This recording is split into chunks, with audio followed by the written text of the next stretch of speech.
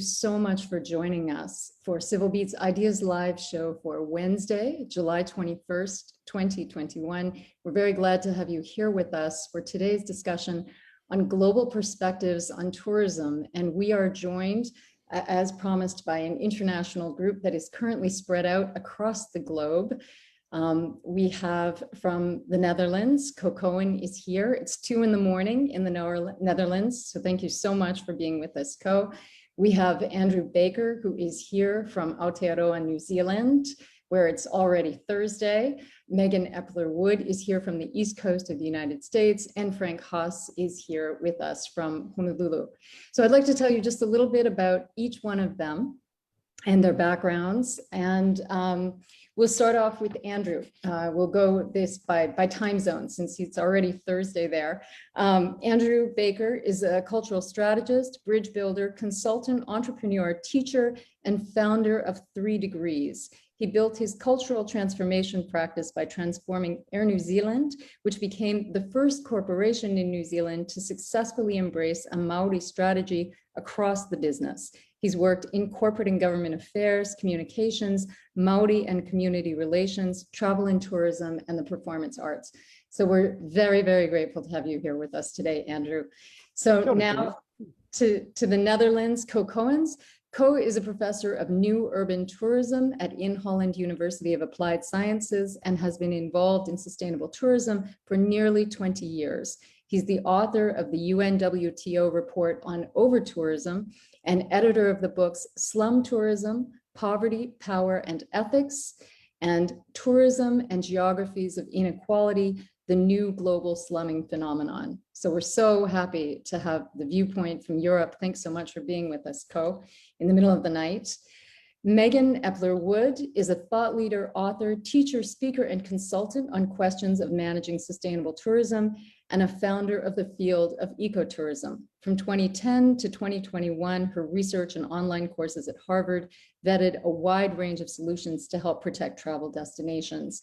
She is now with Cornell's Center for Sustainable Global Enterprise, SC Johnson College of Business, and has worked across the globe helping countries develop sustainable destinations. So Megan, thank you so much for being here. And last but not least, Frank Haas is here with us. Frank is a partner in Guild Consulting, has worked in tourism and hospitality projects in Hawaii and internationally, is a former director of marketing for the Hawaii Tourism Authority. And those of you who read Civil Beat regularly may recognize Frank's name because last month he wrote a community voice op-ed for us that ran on June 18th. It was entitled, "It's Time for Hawaii to Get Serious About Managing Tourism." So we are live, and the reason that we do these shows live is because we want to encourage you, the viewers, to send questions if you have them for our panelists as we discuss today. Also send comments. Our chat is open and you're welcome to send us anything that you would like to be part of the discussion today. I'd like to begin by asking each one of you if you could tell us a little bit about what it was that made you choose to work in the field of tourism. What drew you to the field of tourism as a career?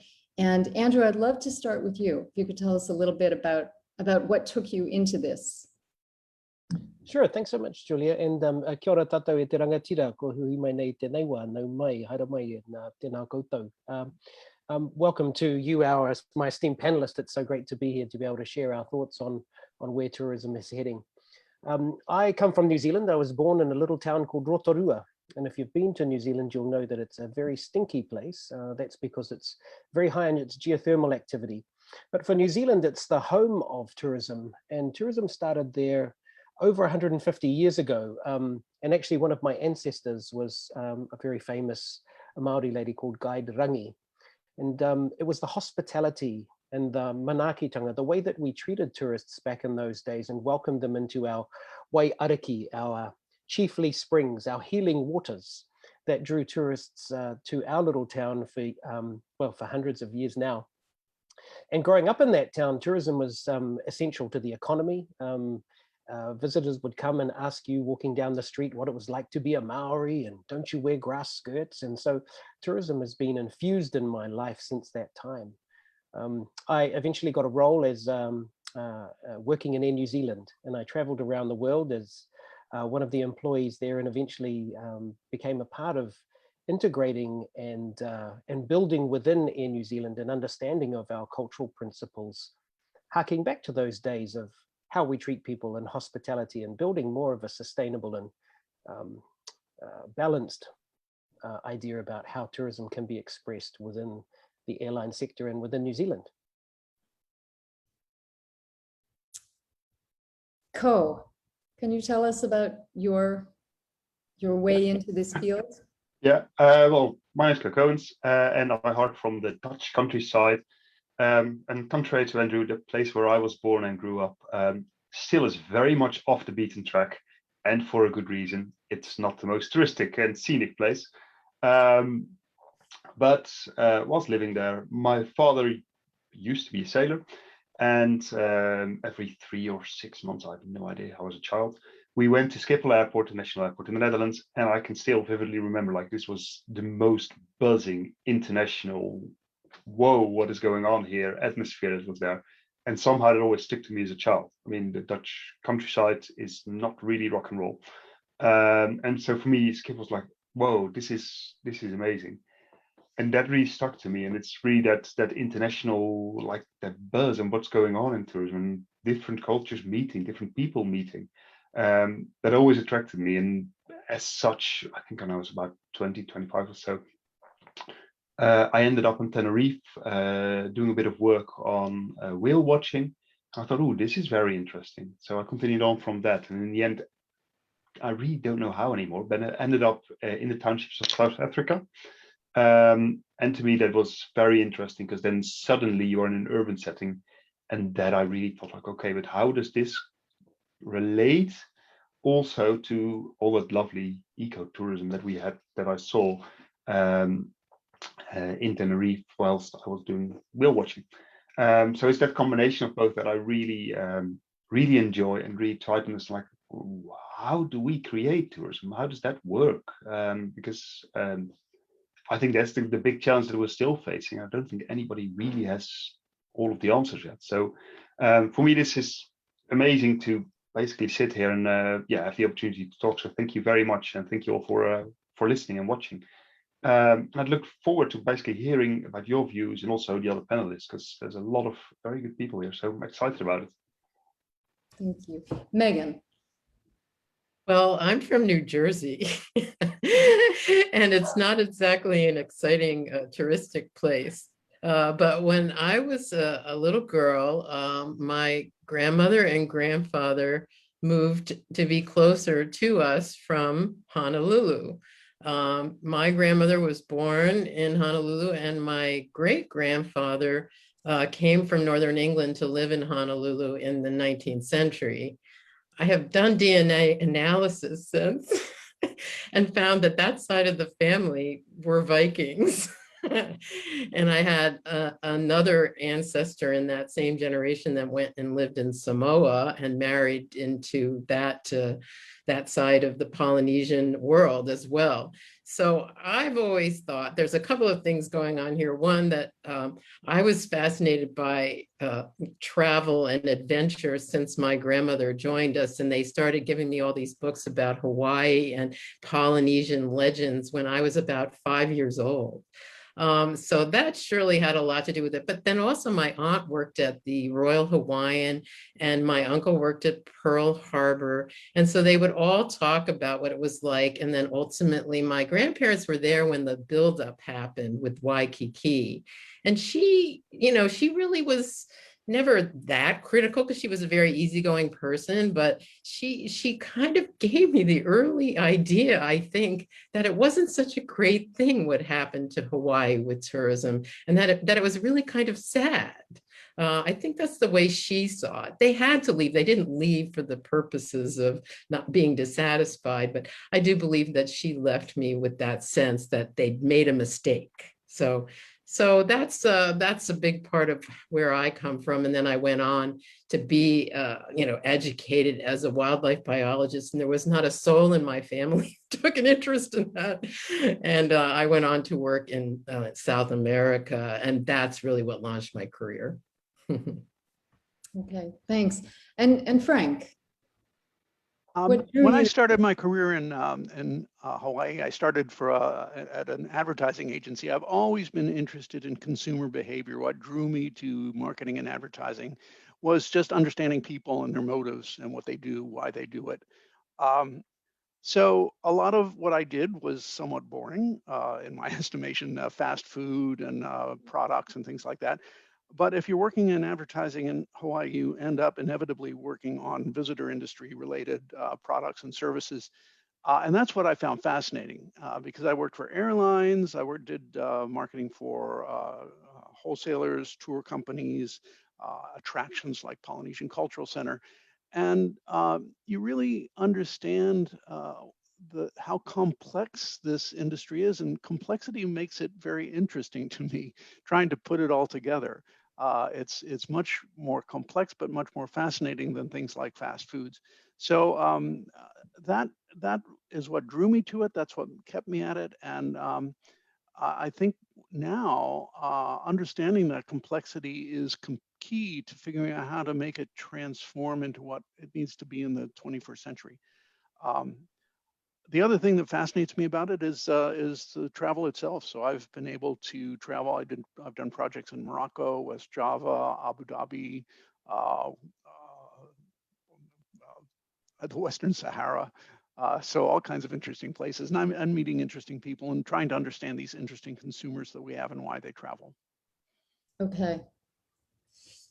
So let's talk about tourism. Because obviously there are real issues around the globe with tourism. People in Hawaii went through this massive retraction of tourism during the COVID pandemic and saw a drop of 97% in the visitor count, absolutely unprecedented. And it opened up a reality of the islands without visitors for a significant period of time. Now they're all coming back. And I think a lot of people in the islands are really deeply questioning tourism. Can we start out maybe a little bit by just from a global perspective, looking at what are the issues with tourism now? You know, the books that you've written, Slum Tourism, Poverty, Power, and Ethics, Tourism and Geographies of Inequality. Maybe you could talk a little bit for us, tell us a little bit about, as a professor who really looks at tourism, what are the issues within the tourism world that need to be addressed? Well, there's always many. But from my perspective, I think what we've really seen in the last 10, 15 years is the production of tourism and the way it's organized is not particularly fair. Some people profit more than others, and the revenue gained with it is often very much limited to a smaller number of people. So tourism is always promoted as like, oh, this is good for the economy, etc., which in itself is not necessarily wrong, but it's the distribution. So who gains, who does not gain, and that is something that is really an issue. And what we've seen in recent years is that I'm not an economist, so please correct me if I'm wrong, the negative externalities, which means the negative side effects of tourism, they get distributed to everybody within a destination. But the gains from it often get limited to a smaller amount of people. So that makes it, those who gain, those who not gain. That is a big issue. And also, of course, this also accounts for the environment. Flying, it's not great, unfortunately. So there's climate change there, but also on a local level. Certainly there's other people like Megan who know far more about those things about that than I do. But you can see those issues too. So the big problem is in the management of tourism is like, what does it do for whom and who gains from it and who does not? And I think it's that distribution that is problematic in itself. I don't think that's very different from the way our global economy is basically organized today. So for me, that's another thing that draws me to tourism. It's like it's such a mini world in itself that really represents some of the issues that we have in our current economic system at large. So on that matter, it's very interesting to see, like, okay, what's happening in tourism now may be something that we will see in other sectors, or already seeing in other sectors too. So that's how I see it, basically, in different localities also around the world, where sometimes it's a bit more extreme. Like if you go to places where there's incredible differences in income and wealth, such as townships or other economically impoverished areas, it becomes very visible there. But what we've seen with the pandemic is that even more economically well-to-do areas also have now seen, oh my God, this tourism does not just bring benefits, it also has disadvantages. And there's also, in a way, certain benefits of not having so many visitors. So I find that's very interesting on these times, that now we're at a stage where we're thinking, okay, this wasn't all great, but what are we going to do with it? Anyone else want to add to this? Oh, yeah. I mean, I think that in terms of where we are now is that right before the pandemic, we had record numbers of tourists around the world, and we had record growth, and we had 10 to 11% of the global economy. And I think one of the things that your listeners really need to think about is how tourism is organized, because it's not really one industry. That's so important. I think that there's a lot of things to understand about the underpinnings of how tourism is delivered. Obviously, airlines are very different from cruise lines, and hotels are very different from, attractions such as golf courses, and yet they're all called tourism. So I would say, because of the record growth pre-pandemic, we had the most challenging circumstances that we've ever had for the idea of making tourism sustainable. And I would say that the reason that we weren't making progress was because there was inadequate training in how to make progress, very little regulation, and a lot of incentives for growth. And as Ko was saying, a general understanding that even in such questions as the Paris Agreement, we get left out. It wasn't even included. So that leaves us with very little to work with, because our governments don't even feel responsible to be part of international efforts to lower impacts. So those are just a few samples. Andrew, how about in New Zealand? What is the feeling there about tourism these days? Yeah, we a bit like you folks, Megan. Our economy was booming in terms of tourism right before COVID. In fact, record numbers, and the loss of the tourism dollar has had an equally big effect on our economy as well.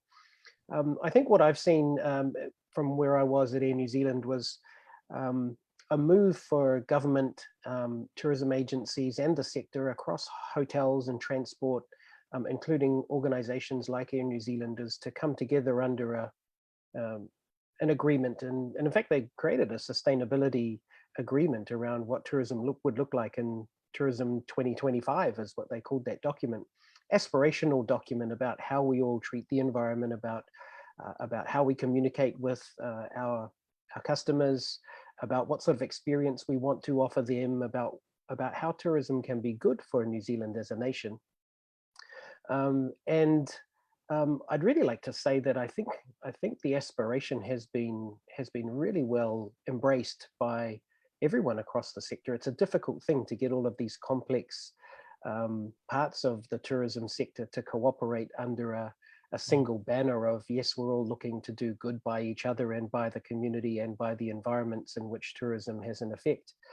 And so I think COVID has put the handbrake on all of that, devastated our sector, tourism industry, as it has everyone else's. And I think it does give time to reflect on the important parts of who we are as a tourism destination. And for me, that's always been about, to your point, Ko, about distribution of who gets the dollar and the value out of that tourism sector. And for me, the focus has always been on Maori tourism and the ability for our Indigenous people to take control of their narratives, to tell the history from their own voice, and to capture the value and to share that experience with the tourists that come to New Zealand. And so I've always been interested in how we take the legacy of our 150-year tourism sector, which was founded upon Maori principles, and bring that forward into the future, taking our values and taking some of the insights from our Indigenous culture to provide a platform that we can build sustainable tourism from. I think one of the issues in Hawaii is that we've been measuring success at a gross level, total arrivals, total spending.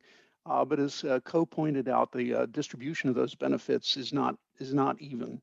And somebody needs to be watching out for the destination. All these players in this complex industry called tourism are watching out for themselves. They're making sure that they are profitable. But it's the role of government or an authority of some sort to watch out for the destination, because if tourism isn't benefiting the community, if it isn't benefiting the host, what's the point? And Hawaii has a history of having very light hand on this. We didn't even have a tourism authority until 1998. And in all the years where tourism was growing, and we grew from about 6 million visitors in 2009 rather, to about 10.4 million visitors 10 years later, we should have seen the impacts, and we should have been saying, how can we manage this better so that we are more equitable, that the community is represented, and that we've found a way to coordinate this complex industry so that it's beneficial to all the players. Yeah, and going back to what my grandmother felt, one of the things that happens around the world is a lack of really what I would call appropriate land use planning. It's not a tool that is even taught in tourism schools, but it is probably one of the most important systems to, create zoning where, that is strict enough so that you don't have, what we see in Miami, Honolulu, Phuket, Cancun. None of these things are coincidences. They are part of a general pattern in which authorities, and I'm most familiar with Florida, don't have actually the incentive to try and stop the growth process. And so once it takes off, it's very, very difficult to stop. Yeah, that incentive to stop the growth process. And, Frank, you were talking about how in Hawaii it's been measured at the success at such a gross level. Here's a comment that's coming in from one of our viewers. No amount of tourism money distributed to us residents can make up for the loss of our hiking trails to hordes of tourists. Certainly that's a viewpoint that we have seen more and more in these last few months. And I guess I'm curious if you could talk to the whole question of residents versus tourists, and that kind of sense of conflict that we're seeing emerge, and how destinations deal with that, and how residents are given a voice in the kind of management and incentivization that goes on in tourism.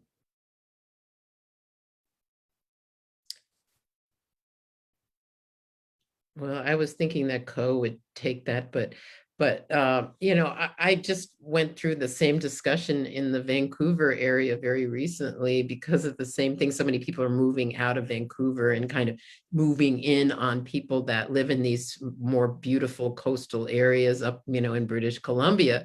And I think that what we discussed there was that the communities themselves, which I see might be happening in Hawaii, we'll have to get more proactive about, the care of those sites and the cost of care of those sites, and then even consensus about how to manage the hiking trails so that, they don't become overcrowded. Those are difficult decisions but they can be made. And there's lots of, ways of doing it through, the protected area community's been looking at that for years. But I think what the issue is for so many people, Julia, is that they never were empowered to do this kind of thing. No one ever told them, look, you're in charge. And, everyone basically thought there would be a central authority that would take care of it. And so, as Frank knows, we've been looking at that closely at Harvard. How can we improve governance of tourism? So we can look at that. Andrew, please go ahead. To follow on from that, I think you're very right, Megan. And but it's what I also see is like when we're talking about tourists versus residents, it's always like one versus the other, and I think that is always a very tricky narrative because most of us, not all, but most of us are also tourists on a very regular basis. So there's also a key in empathy for us when we are the tourists. And are we, when we are at a holiday destination, also acting with the same empathy like that we have for the place that we have as a resident? Because we are all the same people. So and you can see that certain people, when they're at as a resident, they're a bit annoyed with what happens. And as a tourist, they act in a similar way as what they find annoying. So I think it's that self-reflection is also important, and empathy for understanding, like, what am I doing? But then again, that is difficult. I mean, I can see you cannot blame the individual. That's too easy and has been done too much within tourism, that it's the tourist's fault. For me, it's really, this is a systemic problem, a systemic characteristic of what we now call tourism. So we need to look at it on this systemic, this greater level. And I think Megan, basically, Frank can also understand, like, we need to look at the broader picture and who can take ownership for the strategy and for managing this perspective. Yeah. If we call it a system rather than an industry, we change the lens, we change the focus. Yeah. Yeah, it is I also have to say, it's one of the most multidisciplinary fields out there. And the reason is because it affects so many different, you're asking about what is really the psychology of tourism, right? Or acceptance of outsiders and how much we can share our natural resources. I mean, that's a fascinating topic, and it's something that we like to explore. But right now, I mean, just to say, for us and the most pressing issues, and I've heard this a lot, this pandemic migration is certainly affecting people, and that's a good topic. But, for us, anyway, for me and many of us, the biggest topic is, the climate impacts. And even though I know it's ironic and we can get to it, I think it can help you because in the end, it's not going to be a good idea to continue on the pathway of planning tourism without understanding its greenhouse impacts. And if we don't look at that, then you don't even have an argument on how to contain it. And what I'm finding is that could provide some very, very important reasons to relook. Mm-hmm. This idea of residents, almost a kind of a decentralization of power, of residents having some sort of say over the care of resources in their areas. Mm-hmm. I'm curious, rather than this sort of idea that the tour buses just pull up and disgorge a whole lot of people, and people who are there really can do nothing but witness.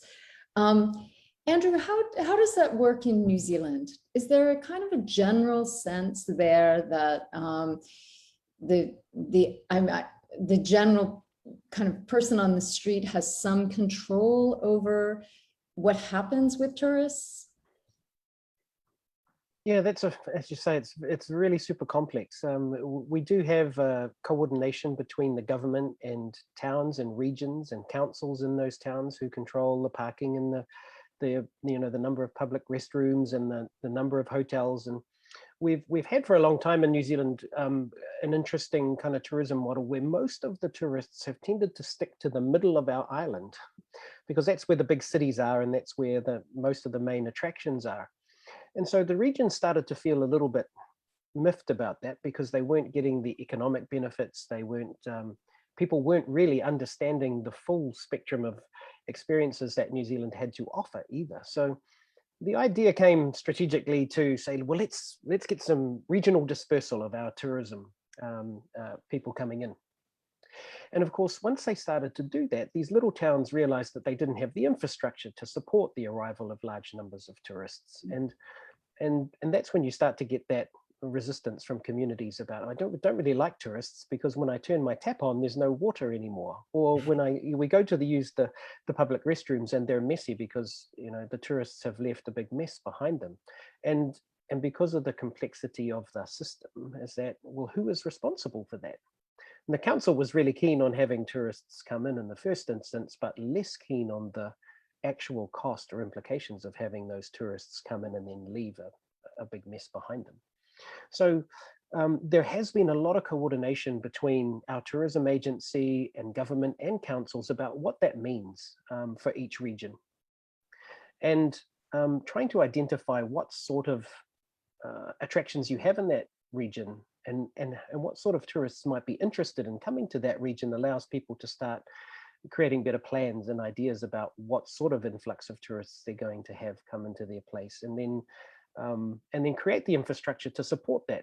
Because if there is no major impact on the people who live in those communities, actually tourism can be seen as a really positive thing. And particularly in a lot of regions where there are smaller communities who have wonderful histories and stories to tell, you can empower those people to seek out a different kind of tourism, which is much more personal and enables people to take tino rangatiratanga, or a sense of their own self-determination around how they share those stories as well.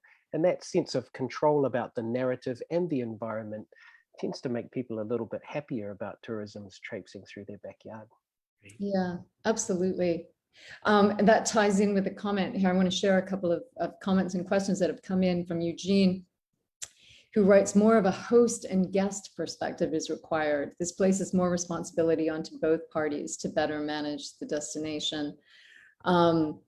Here's a comment from Lisa. Counties should get credit for arguably doing the most to head off the impacts of tourism, while the state has, as Mr. Haas remarked, taken a light, more pro-tourist at all cost approach. She's asking, what, Frank, is your perspective on the recent defunding of HTA? Well, addressing the issues of tourism is going to take coordination across all of the governmental bodies, involvement of the community, and it's going to take resources. We can't solve the problems without all of those things happening. Especially in the United States and especially in Hawaii, it's very difficult to manage tourism when you've got different entities. Because this is in Hawaii, I'll mention Laniakea Beach. If you're trying to solve the problem at Laniakea Beach, it's where there's a lot of traffic jams as people back up because of congestion of people wanting to see the turtles. You've got a state highway. It's adjacent to a beach, which is DLNR, or there's DLNR on the Malka side of the highway. You've got the State Department of Transportation. You've got the county, if you want to have police go out there. So you need some sort of organization that can coordinate across all those entities to really solve that problem and problems similar to that. You also need resources.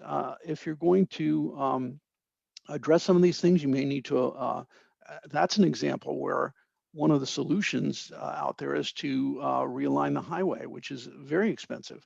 Now that's an extreme case, but even Montevideo Falls, when that's been closed and they're going to create, they're going to refurbish that, improve that, possibly find some mitigation for the impacts on the neighborhood.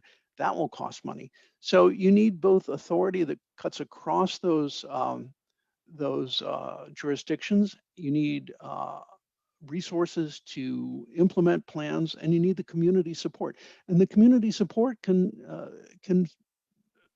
end up saying, no, we don't want tourism in our neighborhood, or if we want tourism, we want it under these conditions. And if we can do that, I think we're on our way to finding a way to support tourism without while mitigating the impacts. Okay. Yeah, that really gets into the training side, Julia, of what I'm saying is that right now we have tourism authorities that have a certain kind of training. I mean, that's the reality. They've been trained since the, when did you say they were organized in Hawaii in the 60s? 1998. Oh, 1998. Okay. So, but they were trained under a certain set of concepts about bringing, the market to the islands, I'm sure. And there's a lot of technical knowledge to do that without question. But what Frank is talking about is, as I was saying, much more multidisciplinary. So, what my team has been looking at is something we're calling destination hubs. And they're a way of bringing together those disciplines, especially in these emergency times, that will provide capacity building through, UNWTO training. They will look at how to finance through a variety of, federal and state mechanisms so that the types of protections that are needed, say, on beaches or where, coral reef areas, whatever, are studied and reviewed. And then also the whole question of how to manage the trails, like you said, that will require, as Frank's saying, all that kind of interagency cooperation. It's going to cost a lot, but the money is actually there. It's just a question of reorganizing it to help folks to think through, and it doesn't have to be done all at once, but it could be done in a way that could be replicated over time. Yeah, I want to share a comment from Dawn. She says, aloha and mahalo for this discussion. I just wanted to share that some of us here belong to a Facebook group called ETA, Enough Tourists Already.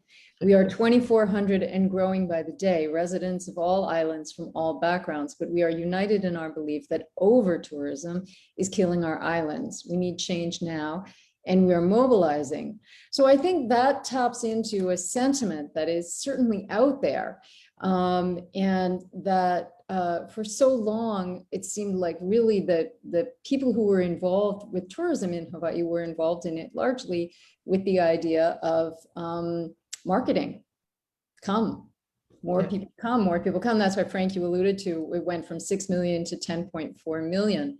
So I guess it feels to me like, how do you then shift? And I'm looking at this really, I'm wanting to set this question within the global perspective, because I know other places, other destinations are grappling with this, but how do you really switch so that it's not just money and numbers, this gross level that you were talking about, Frank, and really is down to a much more sophisticated management that really takes into account the needs of the ecosystems, the needs of the residents, the needs of the visitors, and create something that is healthy. So I guess really my question is, what does a healthy model of tourism look like?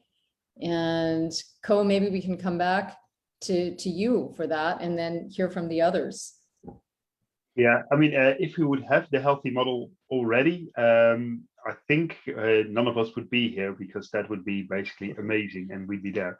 But what you can see, I think, if we talk about a healthy model, people are experimenting with it. Like, I have no idea if the donut economy concepts, it's a book by Kate Raworth, British economic, and it's pretty brilliant, pretty good, about a new way of reorganizing the economy along much more broader ways, so not just economic ways. That's what people in Amsterdam are now experimenting with. Like, how can we relate that to tourism? And you can see similar experiments too in other places.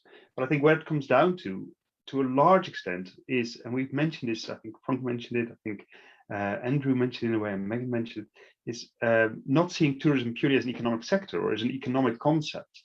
And when we talk about the value of tourism, let's not talk about economic value. Like when Amsterdam has a new tourism strategy, and like also During, which was created in co-creation with its residents over the COVID period. And one of the outcomes of that is, like, we need to look for valuable tourists, but valuable, and it's interesting because this sometimes gets lost already, valuable is not determined by economic impact that they can have. No, it's about what can they contribute to actual problems we have in our city. So we define problems. If you can help deal with that, that's great. You become a valuable tourist. So then it takes a bit away from the elitist concept of, like, we only want wealthy tourists, because wealthy tourists can be really annoying too. And what you can see there is examples like ideas of visitors who want to come to take litter from the canals in Amsterdam. It's a big problem, this pollution there. But it's also a very interesting way to engage with the city in a very different way. So there are visitors who like that. And I think that is, as a way out, that's where it starts, like re-engaging with, like, what do we see as the role of tourism in a place? Do we see it as an economic sector that provides economic benefits, and as such, we want to seemingly all profit from that?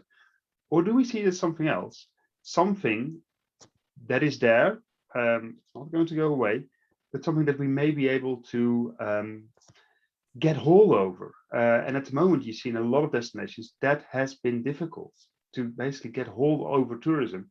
And it's very interesting to see that people, in a way, are organizing. And I think that's a very good first step into basically getting that counter voice to the dominant growth narrative, which is there. A good example there is Barcelona, of course, which I think 10 years ago already, you saw that happening there. And that has really helped. But it's also helped because the government, in the last 5 years or so, has dared to engage with the residents and not said, no, we're not doing that. No, talking with the residents, like, what do you want then? And then you get a very different discussion on where do we want to go? How do we want to do this? And then you can start experimenting with new ways of dealing with this. And again, I see a lot of value in creating shared benefits or creating societal value. A good example there is Superkillen in Denmark. If you want to look it up.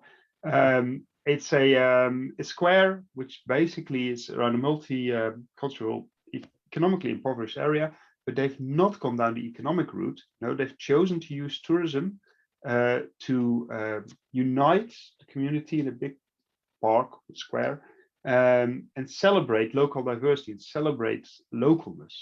And this has really worked much better than these economic benefits, because now suddenly everybody is profiting in a way, because everybody's getting a voice and everybody's getting the ability to tell their story. They're non-economic benefits, but it's helped give people the sentiment like we are empowered, we are in control of telling our story. It's not someone else. And I think that is one of the main issues, is that people have the idea that it's not them in control, and it's someone else. Yeah. Can I share a little story from New Zealand? In 2014, the sector came together to kind of think about what the future of tourism might look like. And in 2019, they created a sustainability framework, I guess. But the framework was founded on values, about the intrinsic value that New Zealanders felt about their own country. And so we have a beautiful country which has, mountains and ocean and beaches and gorgeous fjords and lakes and rivers, and people who come here want to experience that. And some of them don't know the impact that they have on the environment. So part of this is educating tourists about how to treat our country like the way that we would treat it, right? So don't come here and dump your stuff all over the place. Come here and treat the country the way that we believe it should be treated, right? We want this country to be here in 1,000 years. And we want it to be better in 1,000 years than it is today, right? And that means that we have to behave a certain way. And what's interesting about the platform that was created here in New Zealand is that the entire tourism sector bought into this idea of tiaki, about being guardians and about being to look after and foster this natural resource that we have in New Zealand. And as a value set, that allows you to think differently about how you do business, about how you interact with your tourists, about what sort of things that you offer them as a tourism experience.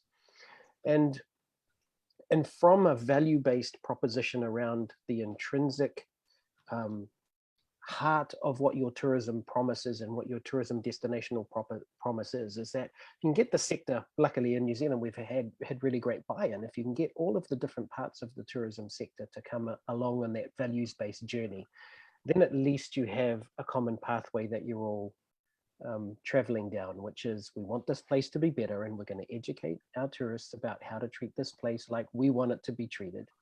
And generally people want to come along and be on a journey which is greater than just the tourism experience itself, right? Actually, by being a tourist in New Zealand, you can come and be a part of saving the environment and making it better by taking your rubbish with you and taking only photographs, right? Caring for the land and sea the way that the people of this land do. That's been an interesting journey. I think those are, really wonderful things. And, I've helped to develop, ecotourism style destinations for like 3/4 of my career. And you can say wonderful things about places like Costa Rica and New Zealand, but I've grown past it as a professional because of the, hard nosed nature of the industry we're actually really working with. It's a $1 trillion industry. And so I feel that, we need, some pretty powerful tools that go beyond goodwill.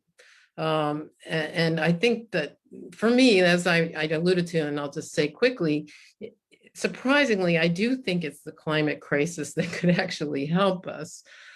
Because we need to go on a diet. I mean, we essentially have to decide that there's only so much tourism that is possible based on the commitments we're making on as a globe to lower greenhouse gas emissions. And tourism is already at 8% of the total there. And if we don't go on a diet as a traveling society, we're going to see it go up to 15% fairly shortly. So what we can really do on the positive side is simply measure this. As destinations, we don't understand the full cost of tourism to our municipalities, and we certainly don't know exactly how much we're emitting by way, and there's a lot of technicalities to this. You have to separate out the international air. We could get to that another time. But at the destination level, you can also measure this. And if that were to happen, you'd begin to understand how the direct and indirect impacts of tourism are affecting the islands, in addition to how much of a budget, you'd have a budget to work with, you see. And it could be a regulatory budget. I don't want to be too hard-nosed, but let's face it, the free market hasn't exactly delivered what we need. So, and I think it's fair to talk about, well, how much tourism can we afford almost in order to, really ensure that we're delivering the highest quality experience. I mean, I think we talked with Andrew before that, what is it, the numbers in New Zealand are quite a bit lower than Hawaii, isn't that right? Oh yeah. Compared to you guys, we don't have nearly the same kind of intensity of tourism that you folks have particularly on Oahu. And you're geographically bigger. We're very lucky in terms of how our tourism sector has grown and developed, and I think we're ahead of the curve. Like, you folks are dealing with issues that we haven't had yet to deal with, but we've already sought buy-in from across the sector, and I think everybody wants to protect this whenua, this land, in a way that potentially you've already passed that conversation in Hawaii, right? You're having a different kind of conversation to what we're having. So you have to have a reason to create a budget of some kind for the costs of managing tourists, which you don't have, and also the greenhouse gas questions. And one way to do that is to measure it so that you have an ongoing sense of what are the real implications of tourism on the islands.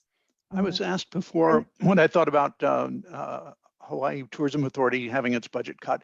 And I said at the beginning that tourism is very complex, and solving some of these problems is going to take resources. So to Megan's point, we need to identify the needs, assess what needs to be done, but then we actually have to have the resources to go mitigate those things, whether it's natural resources or supporting the culture or fixing the trails or whatever is going to cost money. And HTA gets accused of only doing marketing, but way back in 2005, we did a strategic plan that had 9 strategic initiatives, only one of which was marketing. Now, marketing is very visible and it costs a lot of money, so it gets a lot of attention. But we said all 9 of these things have to be successful in order for the destination to be successful. Hawaiian culture, community support, communications, access, workforce training, employment. And you know what happened is that when there was a state audit, the auditor said, well, you guys can't do all this stuff, so you should take it out of your next plan. So it's really a failure of implementation and being able to cut across those barriers and those jurisdictions that's, I think, prevented us from doing better at managing tourism. Mm. Looking at impacts, costs, and also, Andrew, I wanted to just point out another huge difference between Hawaii and New Zealand, of course, is that you're a sovereign nation. So you have much more control over your borders. Here's a comment from Jody that I wanted to share. 1.4 million residents, that's us, the residents of Hawaii, are paying to maintain the infrastructure used by them, as well as 10 million visitors. We're also paying for the education needed for the people who work in the tourist industry. Is it possible to provide a base income for all the teachers, medical workers, and creatives, artists, performers, etc., who add to the tourist experience? Doing so will provide the base to start a circular economy that supports our residents, retains the people who are employed to keep us all safe, healthy, and educated. So that's a kind of an interesting idea of going back to that point, Ko, about who benefits and the equity of that benefit, and almost a sort of a universal basic income idea that if Hawaii is sort of a place that is where there are going to be huge numbers of people coming in, should there be some sort of basic standard of living guaranteed to the residents of the place? What do you think about that? Well, I think it's a great idea. The problem is, and this again, I think also goes to the root of the problem, is that this is a political choice at a destination level that local, national politicians need to take. And unless that is done, I think it is really one of the ways to go. But the trick is, how do we get politicians, our local politicians, to recognize that this could be a viable option? And it is a viable option, because you can see already in, to a lesser extent, in places that have suffered from over-tourism, like Amsterdam, like Barcelona, where they are using the money from tourism to actually pay for local public transport. I mean, I think I don't know exactly the percentages, but a significant amount of public transport in Amsterdam is paid for by visitors who need to buy, well, these visitor cards that you sometimes get somewhere. They're relatively overpriced, but very easy to use. So in that way, visitors are already doing that, and that stimulates basically, and in essence, lowers the price that residents need to pay for certain facilities. The same with museums. That I think they're too expensive in the Netherlands, but still they are to a large part also paid by the tourism industry. In places like Barcelona, increasingly now, the destination management organization has started to show what tourism income can do for the city. So this park is maintained with the income from this part of tourism. And then it comes to transparency. It's political will. Do you want to use tourism as a tool for good, which is possible? It's a choice, or not. And if your local politicians do not want to, then it's going to be interesting. But that's going to be just, how do we get people to recognize that? And there are examples like these two where tourism is used. And actually, the whole New Zealand case, tourism in New Zealand, from what I understand also from Andrew and from my own thinking, it's not used just to get economic benefits. No, it's used to empower and stimulate the quality of life of local residents. That's a choice. It works there. Might be a good idea to try it in Hawaii too. Maybe. Julia, if I could just point out that in answer to that viewer's question, a big chunk of the transit accommodations tax goes to the counties and to the general fund. So that does pay for schools and hospitals and all those other things. In fact, in 2019, it was about $500 million raised in TAT, and about $337 million went to the general fund, and $103 million went to the counties. And going forward with the changes that were made in this legislative session, essentially the legislature is taking all of that TAT money. And so that's going to be reinvested or redistributed to other programs. Now, that doesn't answer the question fully. How should we be tapping into the visitor traffic to more specifically support things in Hawaii? But right now, it's being done in that manner through the TAT. Yeah, and I was going to mention that there's a couple of examples from Belize and also in Spain, the Balearic Islands, where they put a additional small tax of $1 or $2 on top of the other types of tourism taxes that have traditionally been there to create what are called trust funds.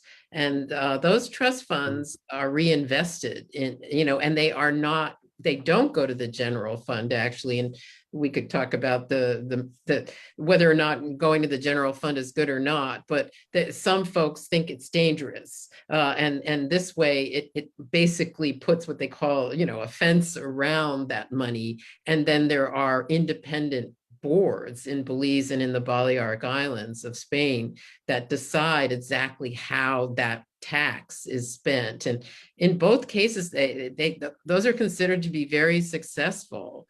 They are, pretty frequently fought by industry because it's an extra tax. But when they're implemented, and hundreds of millions of dollars have gone into the Balearic Trust Fund in just since 2017. So they have more in common with Hawaii in that sense. They have a really big mass tourism economy with a lot of people coming there and staying for short periods of time, and they're getting a lot of turnover and they're getting a lot of funding to reinvest. Mm-hmm. Mm-hmm. And what's also in what you're not saying, me, and it's like what I can see related to that is in the English Lake districts, also very heavily visited tourism destination in the UK. They've started experimenting with visitor giving, which is a voluntary, it's not a tax, it's a voluntary donation by tourists. And the local, this is set up by a local NGO. It's nothing to do with government really. But they got businesses behind it because it allowed businesses to basically show what tourism can also do. So the idea is basically tourists give, I think it's a £1 over every reservation that they make in a hotel, etc. But of course, over time, you get a lot of income that way. And then they give the residents the choice to say, look, what are we going to do with this? Of course, it's all moderated, etc. But that gives a direct impetus on like, okay, this is what we can do with tourism. And also, I think for businesses, you don't need government to do this. Businesses there have started to support this also because this is a place that's also overrun with visitors. If you want to keep this place as it is and be healthy long term, and basically for a business, that's quite useful. Right. That's it means that also it'll the way to be do it. more valuable to business because Yeah. people pay more to go there. Yeah. Yeah, and it's like long term, like otherwise, particularly in this Lake District, but in 20 years, it's overrun, it's gone. So definitely, there's also an impetus for businesses here to really engage with that, and you do not necessarily need government, but it's about thinking creatively about new solutions on how do we harness this visitor economy. Yeah, there's so many questions that come out of this. I mean, Ko, you spoke before about transparency, right? And Megan, you've talked about this is really a kind of a hard-nosed industry. Frank, I would love to hear your thoughts on the economic transparency of the industry in Hawaii. We know about the taxes, but what do we really know about the profits that are being made and where that money is going? Oh, that's a complicated question. There's, and I don't know, I don't have a simple answer for that. In the past, the state has done something called a tourism satellite account.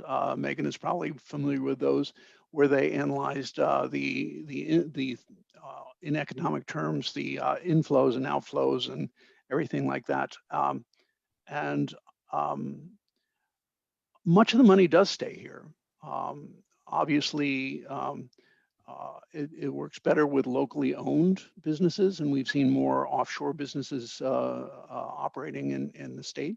But I'm sorry, I don't have a specific answer for you, Julia. Okay. Here's another question that's a little bit related. This is from Keith. He says, I'd like to know what the panelists think of community or nonprofit-led tourism management efforts versus government or industry-led efforts. Are there notable examples of community or nonprofit management initiatives, especially ones where there is government and industry cooperation? I'd like to start with answering that by saying rather either or, it's both, and a partnership. And a good example of that is Hyena State Park on Kauai, where the community had a real issue with congestion and over-tourism. They involved the county, but also cultural folks in the community, and the Hawaii Tourism Authority got involved in helping to fund that. So that was a true partnership across all those organizations in order to solve a problem for the community. Well, there's community-based tourism all over the world, and it's been, I think a semi-successful experiment. There's been problems with the ability to keep it operating in a way that keeps the individuals that first started it in, continuing to be involved, just like a lot of nonprofits too.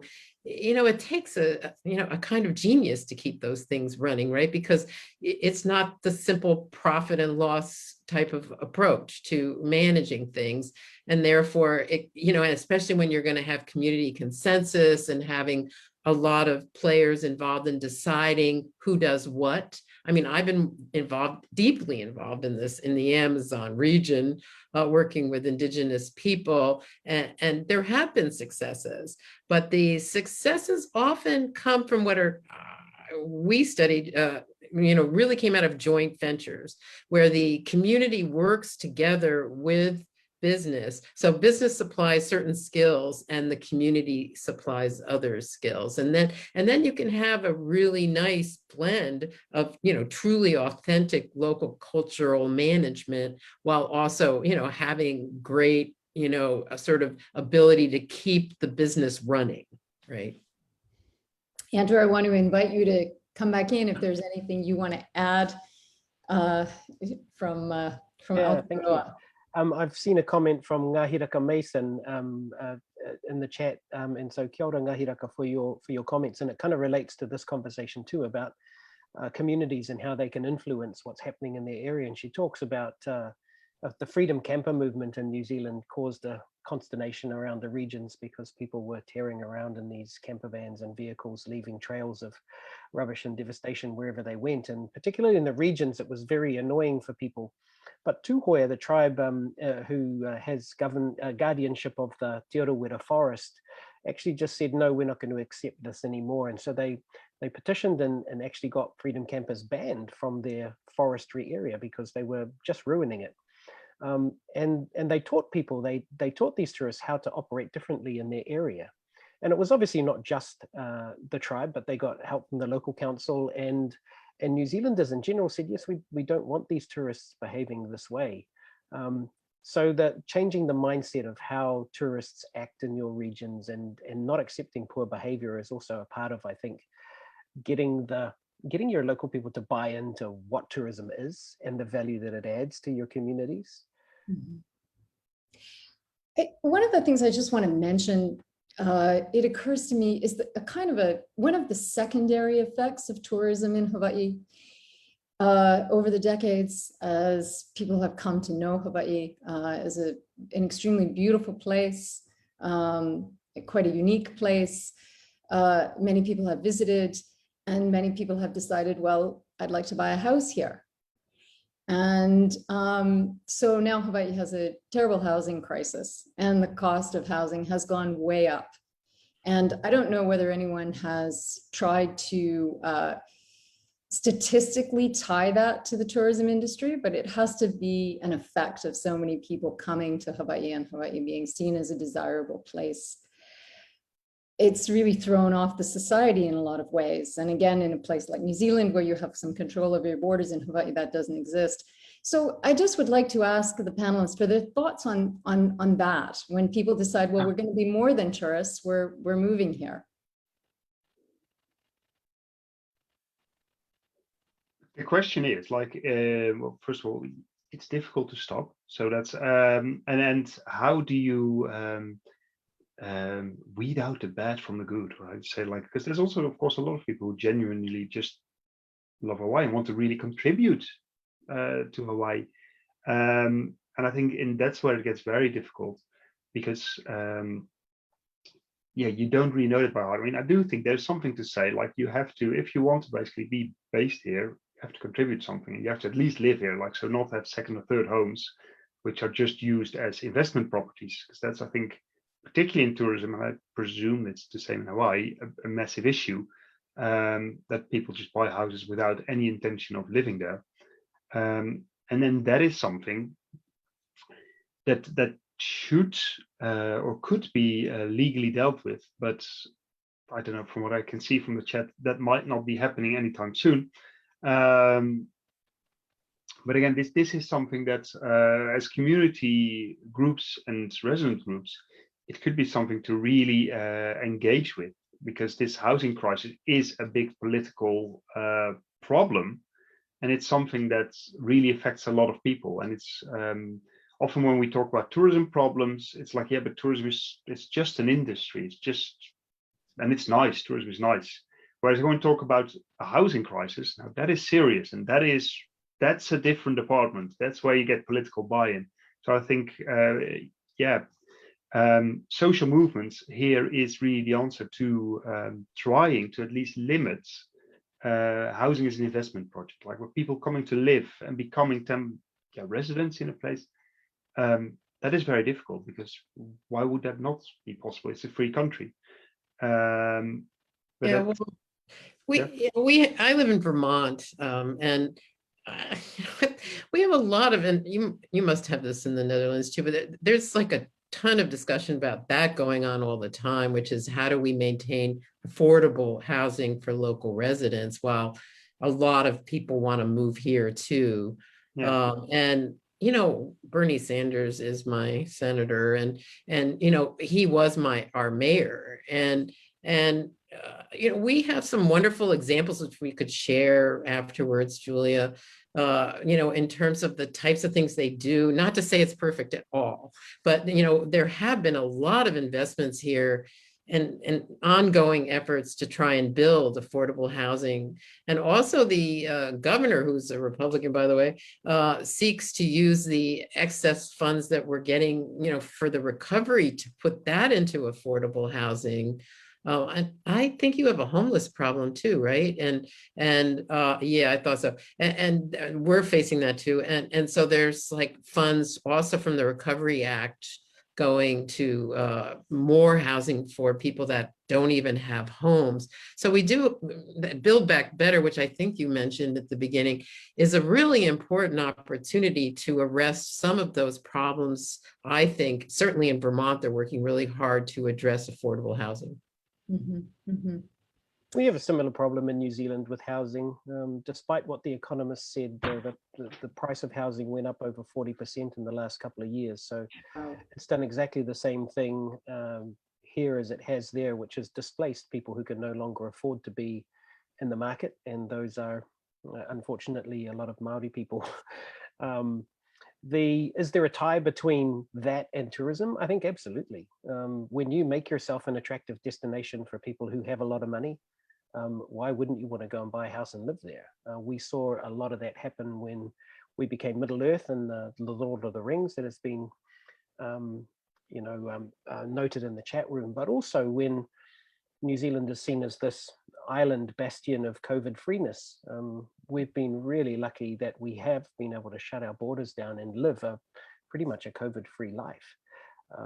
So we've not been nearly as heavily impacted as the rest of the world on communally, I mean, within the country on COVID.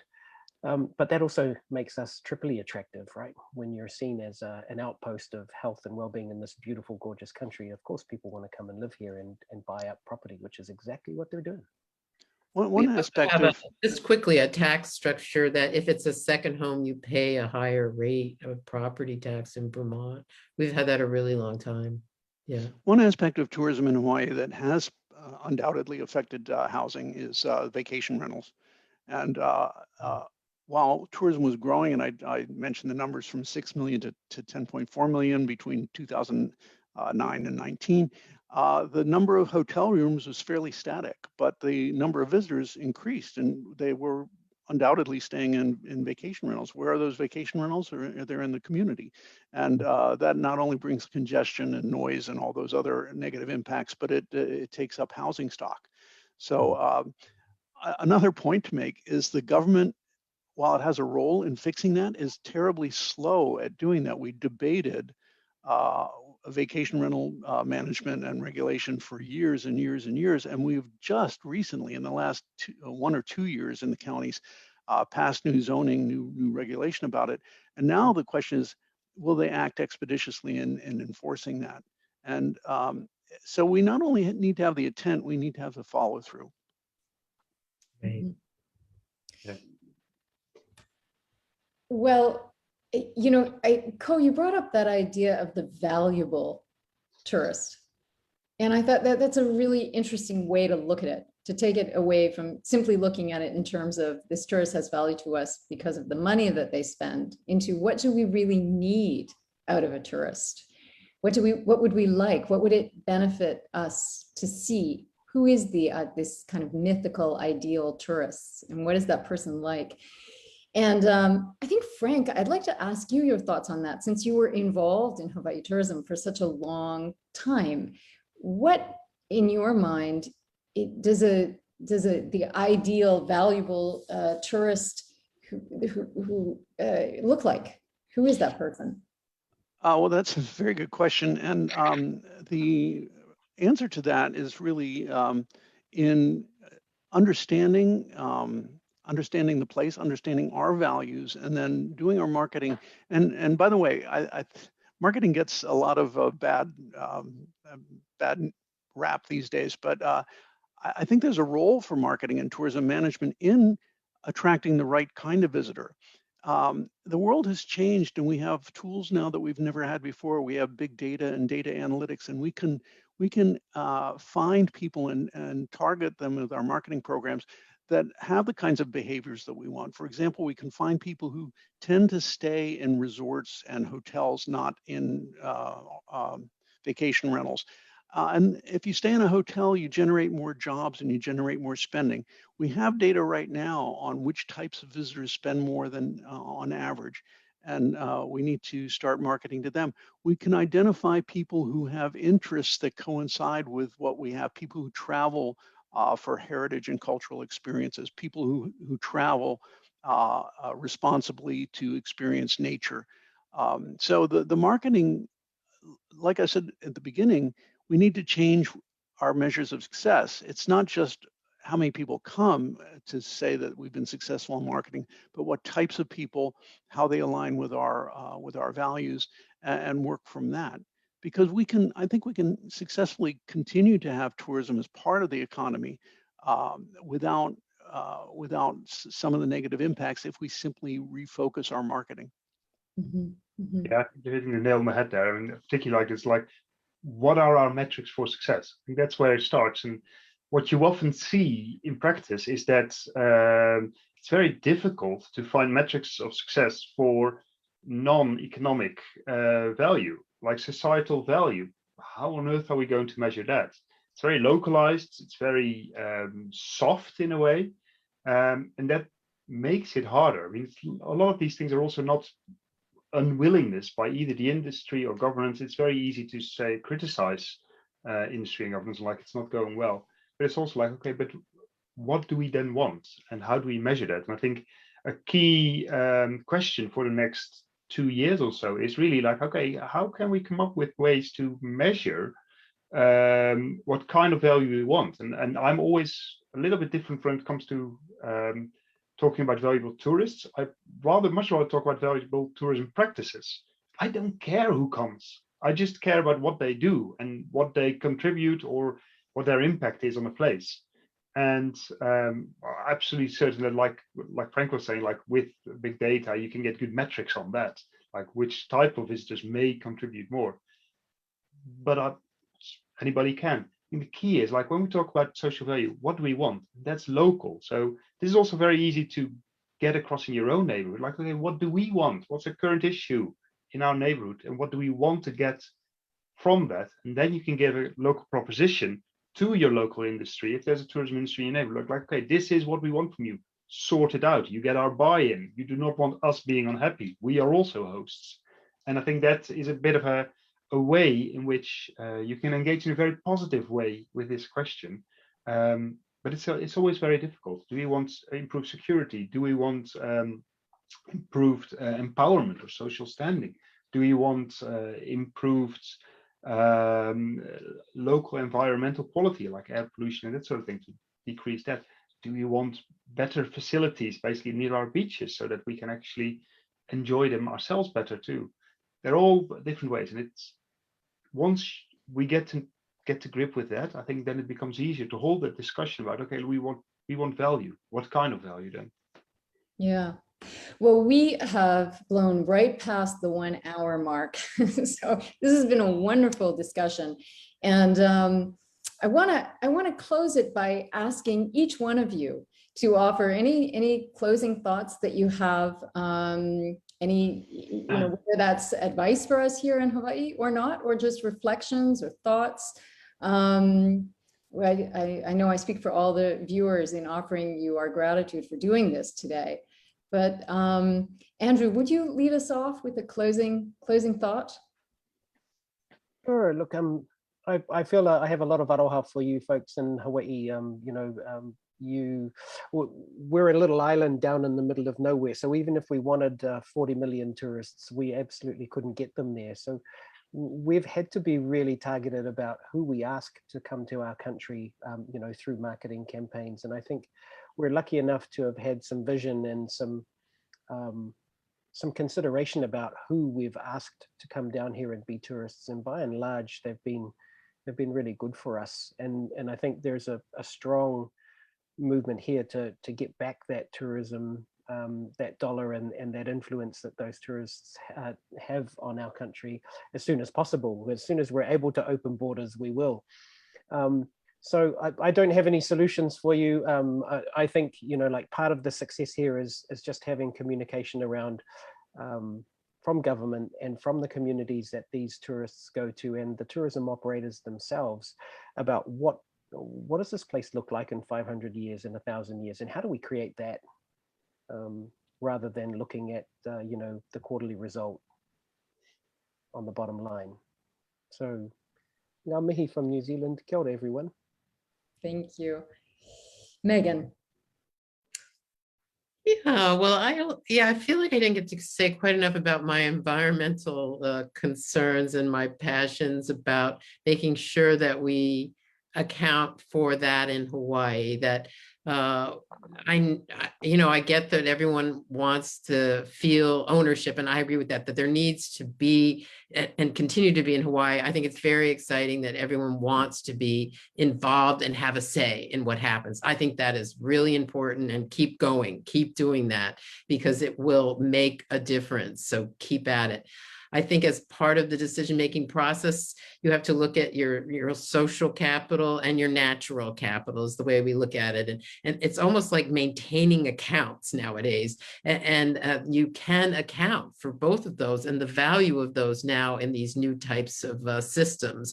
And then ultimately you have to do on the environmental side, as I've been saying, some pretty strong accounts on what are the impacts and how is that, possibly devaluing your site. And then look at how to re-enhance it through investment with, as I was saying, possibly specialized trust fund type taxes so that they can be applied directly to the sites that really need protection and have the kind of coordination that you will need to protect sites. And then, as I was saying, you really have to consider the climate crisis and then figure out where you fit into that. And I can't answer that, but it would be, what we're advocating is what we call holistic accounting on that front, that looks at particularly questions of, use of your resources, and then also impacts, both direct and indirect, on your resources. And the more that I know it sounds all very data oriented, but it's kind of a data oriented world now. And it's a form of defense, actually, and a form of protection, because then you can show your legislators, here's what this is costing us. I have a publication that's called Destinations at Risk and the Invisible Burden that's a lot of people have read. And, really what we're advocating for is to account for the cost of the invisible burden in Hawaii or any place. And environment is, obviously a big part of that. So that's my final words of advice. Thank you. Thank you. Ko, how about you? I don't know what I can add to that. It's very good. No, for me, always interesting to get across that we need to continue to appreciate that this, what we're talking about here, is a systemic problem. It's not a problem caused just by individuals. I've spoken to a lot of tourism entrepreneurs, and yes, there are some that are merciless, like evil people just trying to make the most money. But that's tiny majority. The vast majority also want a destination, which is often their home, also to be very good.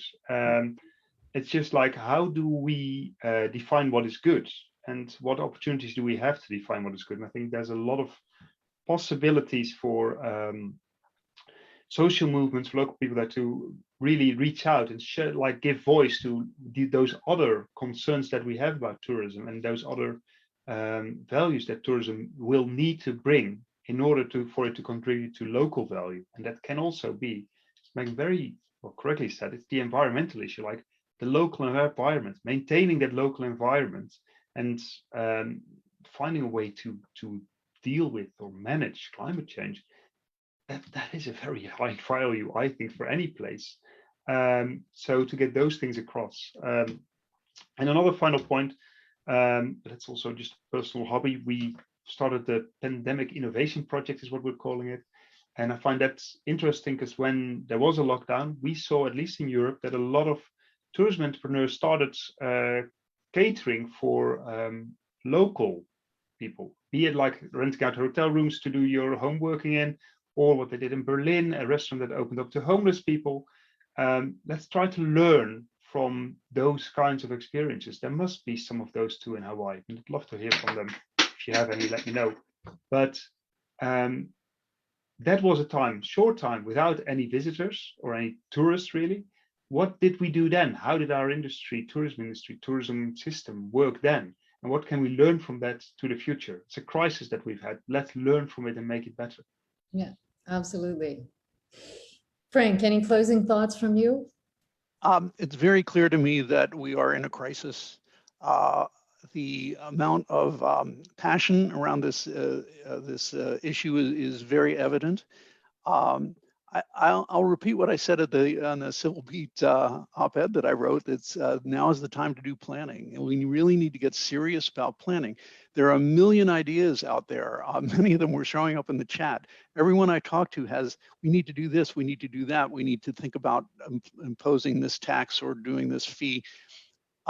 Those are all maybe good ideas, but I'd love to see them organized around a thoughtful, long-range, multi-jurisdictional plan that really incorporates the needs of the community and looks out. As Andrew said, I would hope we'd even look out 500 years to say, what is the end goal? Why do we have tourism is the question that I would ask us as we do plans. How does it benefit us? Because the private sector people are saying, how does it benefit this airline or this hotel chain or whatever? We need to ask the question, how does it benefit us? And then put a plan around that so that we are organized and that we're moving purposely to that end game. Mm-hmm, mm-hmm. Well, these are so many really interesting and deep ideas that we have touched on today. So I really thank all of you. I want to thank the viewers for your many, many, many comments in the chat and for being with us and all of your thoughtful questions and ideas. I want to let you know that we are going to continue this discussion. Absolutely. We have another discussion on tourism at this time next week. It'll be more locally focused next week. We have the president of the Hawaii Tourism Authority, John DeVries, will be with us, as well as the mayor of Kauai, Derek Kawakami. Will have Colin Moore, who is the director of the UH Public Policy Center, and we will have attorney Kimo Frankel, who was the former director of the Hawaii chapter of the Sierra Club. So that promises to be a really interesting discussion. And then we called this show today part 1 of Global Perspectives on Tourism, because we really want to hear from people around the world who are grappling with these same sorts of issues. They are certainly not unique to Hawaii. We may be feeling them very intensely at the moment, but it's wonderful to hear the stories of how other people are dealing with these same questions. So please join us for all of those upcoming events, continue participating, and really the greatest thanks to all 4 of you for being with us today. And I know the viewers would join me in really expressing their aloha and appreciation. To everyone, aloha. Aloha. Aloha. Aloha, thank you very much.